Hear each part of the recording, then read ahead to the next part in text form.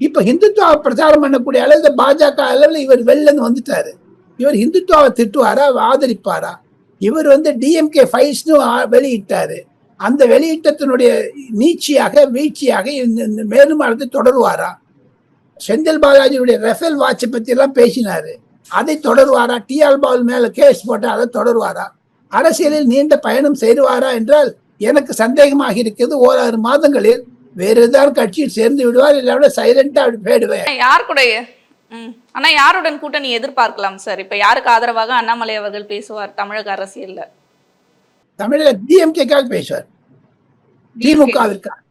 ஆமா, ஏன்னா திமுகவினால் இவருக்கு லாபம் கிடைத்ததா நஷ்டம் கிடைத்ததா என்றதை விட விஜயை எதிர்க்க வேண்டும் என்றால் திமுகவுடைய ஆதரவு தேவை.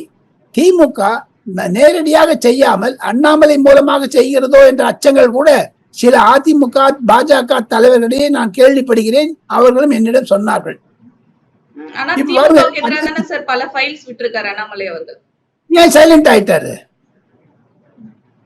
இப்ப பாஜகவே திமுகவோட போக போகுது பார்லிமெண்ட்ல. அப்ப இவர் என்ன பண்ணுவாரு? திருப்பி பாஜக வந்துடுவாரா? இல்ல அதுக்காக முன்னாடி போனாரா?